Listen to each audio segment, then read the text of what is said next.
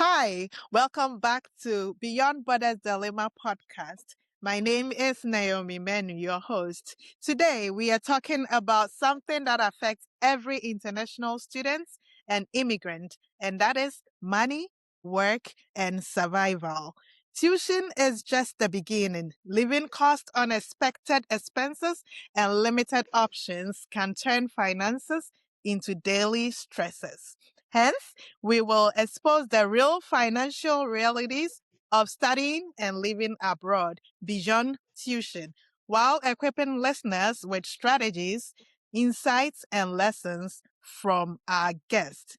Joining me again today is Dr. Augustine Bosomtwe. For those who've not seen his first episode where we talked about the visa experience, I'll link it below so that you can go and watch it.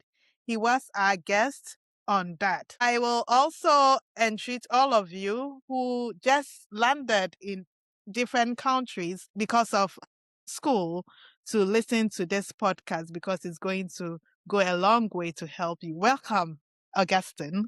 Thank you, Naomi. Thank you. It's good to be here again. We will dive right into it. As an international student, when you came, what expenses surprised you the most? Straight up was school fees. Yes. I'm Well, just, this one is for OSU, Oklahoma State University. I don't know about other universities, but when I got my offer letter, there were a whole lot of sentences or paragraphs in there. But for what I understood from the letter, I thought once tuition is covered, I didn't have to pay anything. I knew I would pay taxes, rent, and other things, but I didn't know that there is a difference between tuition and also school fees. uh, I'm sure for other universities might be different, but for Oklahoma State, apart from the tuition, let's say resident tuition waiver and all that, there is school fees component, which is more like from the college level and also the number of credit hours that you register, you pay for that. So that was the surprising thing, and hmm. it threw my budget off guard because yeah. Yeah. So how did you create or adjust your budget once you arrived and you had to pay a certain amount for school fees? Quickly, I had to do financial engineering. But once I knew that there was a fee, and from my conversation with other students, even from Ghana and other nationalities, most people were not expecting that fee component. Mm. And you would hear people say that if they knew about this, maybe they wouldn't have taken the offer. Yeah. Yeah. So once I got to know that I was going to pay fees, then my first strategy was that savings is out. Oh, wow. Yeah, So you had research assistant position, yeah, right? graduate teaching assistant. So were you allowed to also look for another work on campus to kind of help you with this money issue? No, so my understanding is once you're a GTA, that is you're being employed by the university, so that is your on-campus work. But there are Mm. some students who are not RAs or TAs. So for them, you can look for an on-campus work. But Mm. ours, once Okay. you are a TA or RA, that is your on-campus work, and that is why they give you that tuition waiver. But then you Hmm. still have to pay that fees, which on the average, I think was about maybe $2,000 every semester. Yeah, $2,000 each. And that is for an international student, that's a lot of money. Yes, there is. Yes, if you divide it by the month, usually they have this payment arrangement where you pay every month. So in Payment the month, plan. payment plan. So in the month, you're paying like let's say $400 every month or so. Yeah. Hmm. It's still tight. So were there like weeks or months that you felt like money are really it's really tight with you? Yeah, for the most part of my 3 years at Oklahoma State University. Yes. I guess that pushed you to really work hard and finish as fast as you can. Absolutely, absolutely. I was always talking to my friends. When there's government issues about people losing their jobs and all that, and some international students were kind of, oh well, we don't really know our fate after school, so I would just want to kind of stagger my graduation. I was just telling my friend that if you do the math, it will be maybe too smart to just take the risk and graduate early. Maybe you get a job, get better pay than just stick here for another year or so. So it was really tough. Yeah. Yeah, I can see that. So as a student, you couldn't save anything. Then as international students, sometimes you're expected to send money home. How was that for you? Once I got here, I mean, before I came here, I just told my family that I'm not going to work. I'm a student. I mean, that was even before I came here. Once I got here and I also um, came to understand the situation, I just told them again, I'm a student. My budget is really, really tight. So Mm. they sort of understood me. But hey, there are some instances where you still have to squeeze some money and send it. Oh So yeah, yeah, yeah, it was a bit, definitely. yeah. So what sacrifices have you had to make financially because of this? I mean, I know you just mentioned savings, which Yeah. of course is a big sacrifice, but what other sacrifices do you think you made? Other things were I just had to stick with my old gadgets that I brought from Ghana.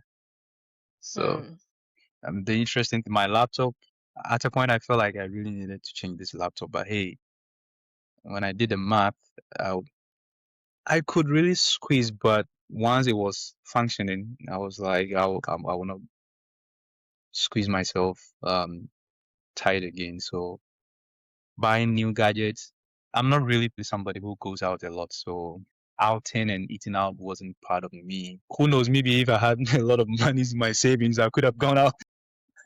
You probably wouldn't want to explore a little. That's right. So Yeah. I didn't really travel out of state apart from conferences which were paid for and all that. But I didn't do any travel on my own. And Uh-huh. I'm sure beneath that was the fact that I didn't have a lot of money. So, Mm-hmm. yeah. Yeah. I can see where you're coming from, but yeah, I'm glad you pushed through. Do you have any idea why the school wasn't upfront with this fee then when they sent you the um the admission letter I'm sure it's not a fault of the school. It is our fault. We are not able to really read the language that to they put in there. understand? Yes, because once in your letter you sort of read tuition fee waiver and all that, I'm sure you conclude that tuition, everything is about maybe school fees. So we are not able to sort of differentiate between tuition and also the fees because I'm sure somewhere in the letter they might have spoken about you may pay fees, Hmm. which we thought was the tuition. So the language or the way the language is captioned in the letter, just for the university to be very open, Mm-hmm. um, they just have to put the whole thing like in a plain language so that people will really make an informed decision based on that. Exactly. Like you said, it is there, but you were not able to Yeah, digest that's the right. information. So in that case, it is your own Yeah, doing. awful. So I think I in the university it is definitely there, but the way we understand tuition and school fees, that is where the problem is. Yeah. So yeah, people, yeah. students just have to make sure that they read and understand the whole letter correctly. The conditions that come with being admitted into the school. You're right. Yes. So, how did you handle emergencies and unexpected expenses? Did you did you even encounter any emergency? And if yes, how did you handle that? Thank God I never encountered, I didn't encounter any emergencies. No. And Okay. I was always thinking about that what if something happens? Hmm. It wasn't a good thought or a very comfortable thought at all. But thank God nothing happened my whole 3 years in OSU. There wasn't any emergency, nothing. So, Hmm. yeah, but hey, it was a pretty tough one. Like the thought of getting into an emergency was always scary. It probably is not an emergency, but did you have any challenges that stood out to you? The challenges that I would say was my final semester. So because I had to finish the program within 3 years, during my final semester, I had to register more credit hours, and Hmm. that increased my fees. So based on what I was getting monthly, and the school fees that I was going to pay. Plus, because I was graduating, I had to do my OPT. There were also other extra costs that I had to sort of put in there for that OPT process and all that. So it was a real challenge, and therefore I had to get extra source of money, Hmm. which was, That would be tough. yeah, that was pretty tough. But luckily, I just got some scholarship at the dying minute, so that really saved me a lot. Yeah. Yeah. Did you have to like apply a lot of scholarships? I mean, I know on campus, even your department has some scholarships that could elevate some of these expenses or these fees. Did you have to apply for them? Some of them? Yes, I did apply for some scholarships. There were not many scholarships in our department, honestly. And at the Mm, graduate school level, there were a couple of them that I didn't know um earlier.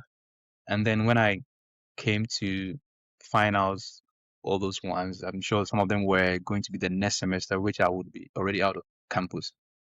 Yeah. mm. So yeah, but there were few available in our department, which I did apply. I did not get. I think I only got one, and then the very last one was more like an award from the graduate school, and that really saved me. How about the Uh, international students facility there? Did they have any support for students? Not that I know. Maybe they have Okay. some facilities for international students, but I didn't know about that. Well, that's an eye opener. You really once you decide to go amidst the school fees and everything, I Hmm. think it's advisable to also look into scholarships that are on campus. That's right. That's Looking back, knowing what you know, what right. would you avoid now?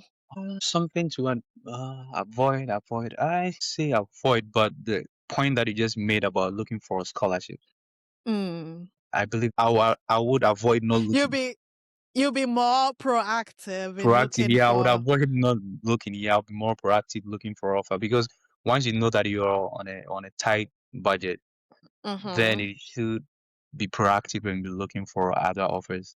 Which I Mm-hmm. mean, you can speak to your colleagues or your HOD, or I mean, like at the ISS that you mentioned, there could be some Mm-hmm. avenues for you to get extra money just to Yeah. support you.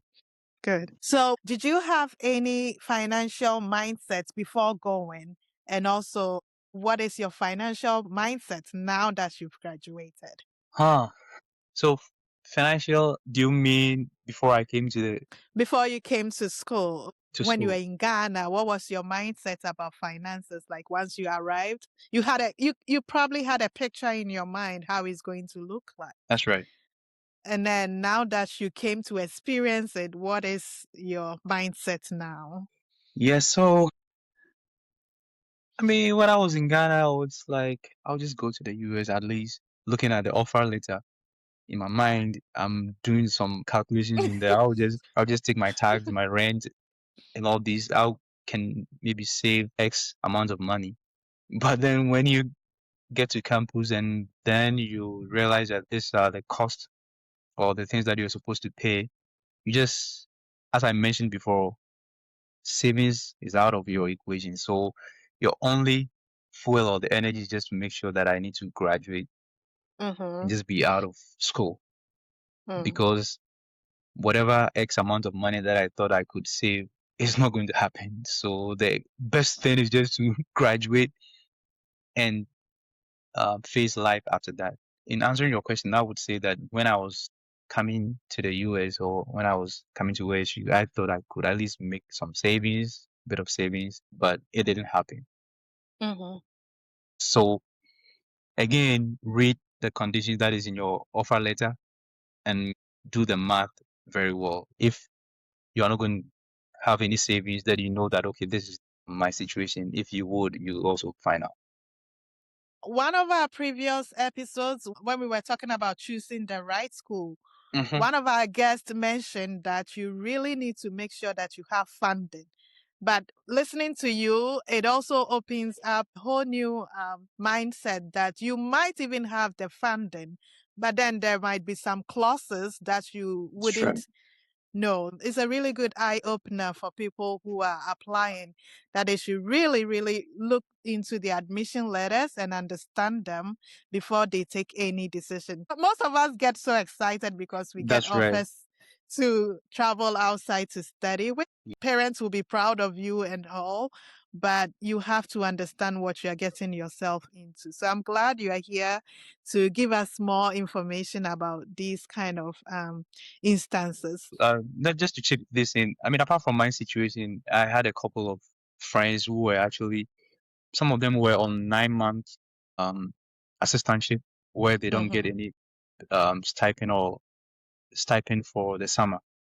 So during that Mm, summer break, you would also have to figure out how you would pay your rent and all that. Even though I was on a very tight budget, people were in the negatives. It was a serious situation for some people, and then they have to mm, get monies either from their parents from Ghana, or some had to just go to their friends for the summer just to stay with them. I mean, it was mm, a whole lot of. So just to go back to your point, just read the conditions very, very well. mm-hmm. Yeah. What financial habits helped you transition into a postgrad life now? From what you've experienced, what habits have you developed that has helped you to transition from a student into a postgrad now? Uh, for me, I'm not really somebody who spend a lot, I would say, especially when it comes to gadgets and all that. Just this one, just on the lighter note, you know that my laptop, I've been using this laptop, I think for the past 9 years. So, and then my phone, so I'm not really somebody who, I'm not saying that if you are into gadgets, there are people who really love gadgets, but that's fine. But I'm just saying that when you meet situation, even if you are a gadget freak and you miss such situation, just make sure that you cut your spending a bit, and you just want to graduate and get out of school. So even if you Mm-hmm. have that energy to go for all that, just stay within your means, at least for that 3 years or 4 years before you get out of school. I would say just live within your means Mm, and then sacrifice, make some sacrifices. Could be material one or even sending money home. Just make sure people back home also understand your situation. You mm-hmm. don't, in our part of the world, we love like I'm a blogger. People have expectations of you. You're doing your PhD. Maybe your friends are saying that you're a doctor somewhere, even though you're a student, but you're a doctor in the US. Yeah. So just let them know the situation that you're in, and Mm-hmm. you should be fine. Yeah. Yeah. Good. Money stress is one of the biggest silent struggles that many immigrants face. It's good we are talking about. This is just even being in the school systems. There are so many other struggles of people who came with different visas You're aside right. our F1 or J1. So this is really good information you're spreading out there. So let's take some practical advice from you. What should students financially prepare themselves for before arriving? Maybe you should have, apart from reading your conditions, the condition in the offer letter, that is your first thing that you should take note. If there are any deficit that you may have to find a way to meet that, then you have to get a strategy for that. How are you going to? Maybe it could be your own savings back home or whatever, but at least something that you could fall on. And then the second thing is that you should also be looking for opportunities. Depending on your school or your department, there may be a lot of scholarships or some award. Even sometimes, so for instance, you go for society meetings, you can get some award and all that. In terms of the academic, for your CV is also good, but then you also need the cash prizes that come with that. So you can also Mm-hmm. be, yes, some of us, we always love to, sit at the back. We don't want to be at the spotlight. Yeah, so, but hey, it's money. You need to sort out things. So you can just be going for some of these prizes. And then in terms of spending, you may find certain things that are really appealing. But once whatever thing that you are working with is still functioning, you can make that sacrifices. Just stay within your means for that period before you're out of school. Okay, great. Great advice you have there. What financial myth would you advise students to stop believing? especially immigrant students. I remember a previous episode, one person said, sometimes when you come to the US, everyone think you are rich, like you also mentioned. Yeah. So what are some of the myths you tell students to stop believing in? They should just take it like they are coming to school. Just like if you are back home, you are going to the university. You are not going there to make money, right? Mm-hmm. I don't think when Mm-hmm. we got admissions for undergrad, our parents or friends thought we were going to get money. So we should also have the same mindset. It's just you are coming here to study. And it's not wrong for you to be in the US for 3, 4 years for school and you didn't have anything or you don't have any Mm-hmm. savings. It's not wrong. Yeah. Yes, Yeah. so don't have any some amount of money that you think within 1 year or two you would get. Maybe just send back home, build a house or something, maybe get married. Just psych yourself that you are here just for school. If you come Mm-hmm. and your offer is good or you have some scholarship that gives you money, that is a plus. Yeah. But just dispel the myth that I'll be getting my degree while I'm also becoming rich. Like at the same time, we should just take that one out of our minds. Great advice. Like I always say, focus on the process. And after the process, you can use the skill to get wealth. So Yeah, if you're a student, that's the process. So you should be focused on being a student that's and right.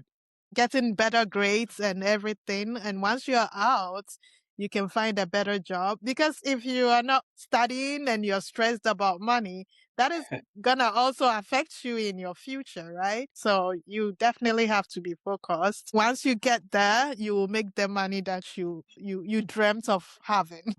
I think we mentioned a few of these scholarships, but what resources?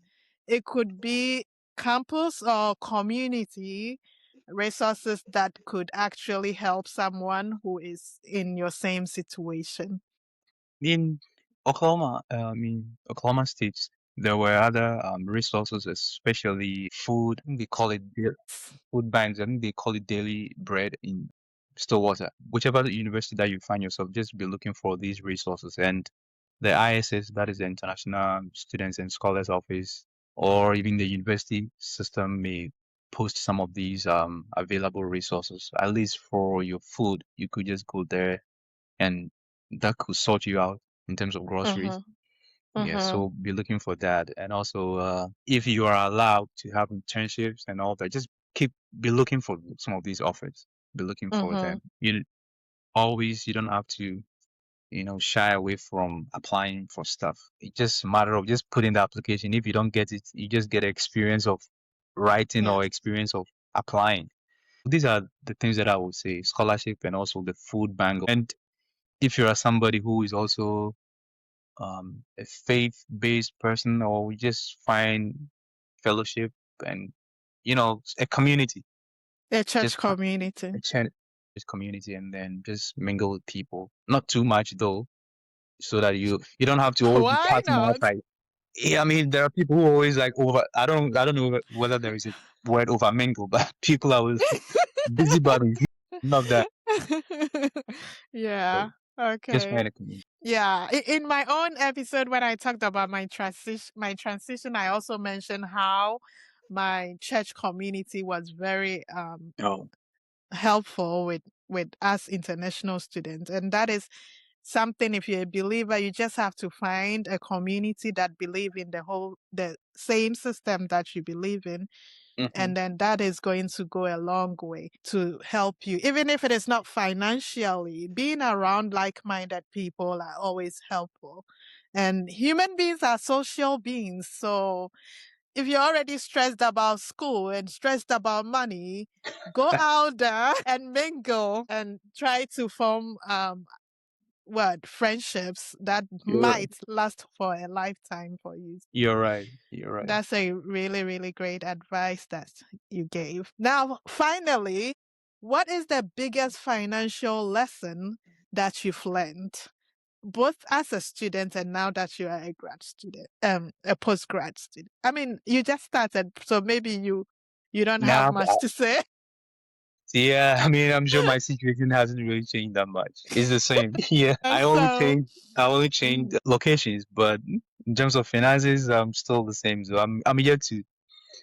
Yeah, but mhm, as I mentioned earlier on, just there are a lot of things that can actually take money from you, mhm, and once you know that you don't have much, then you just have to stick to your budget. Yes, so just within your means, just for a moment.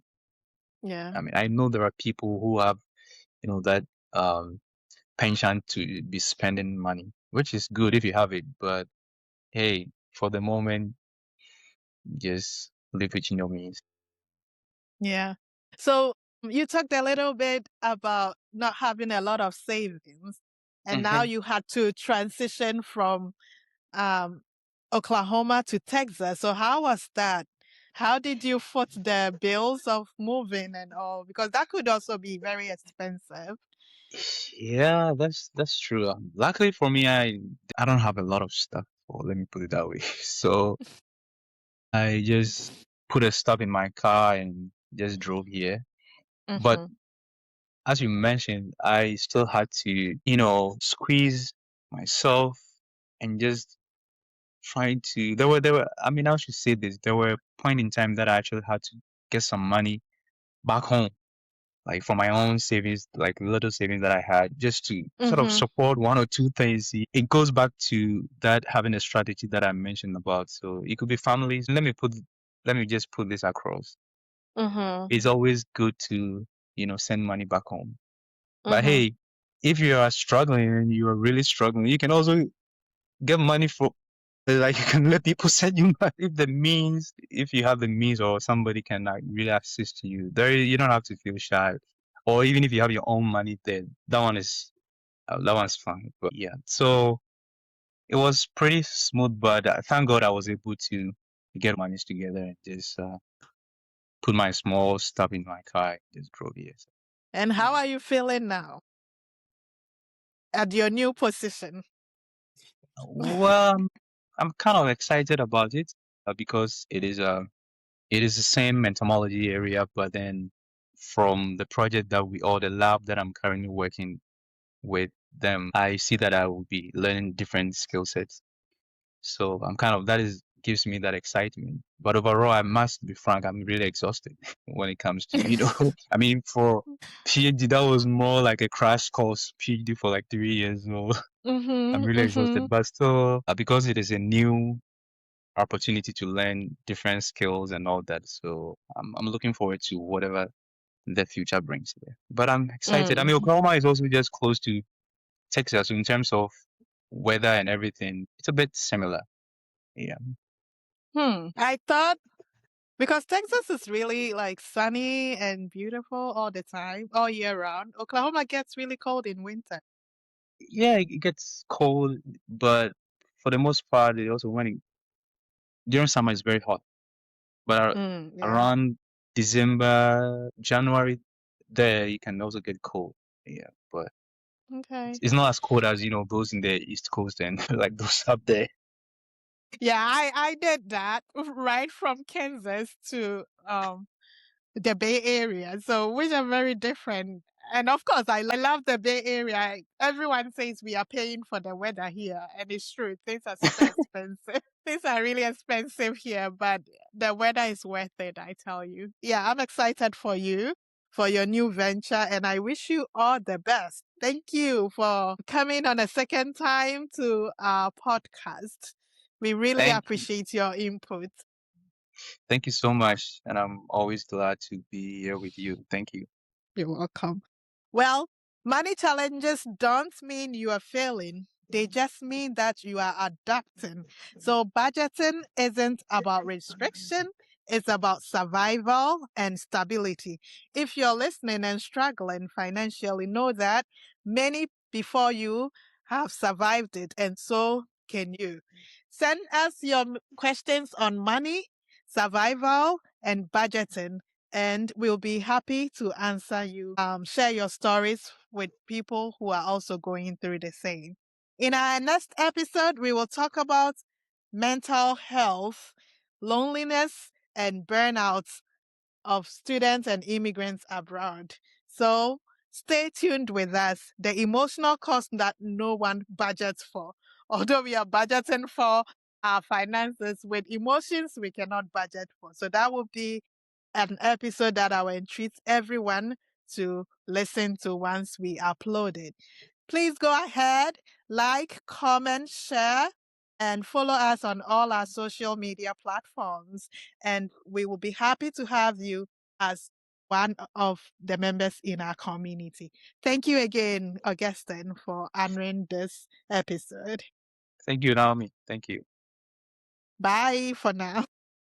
Bye.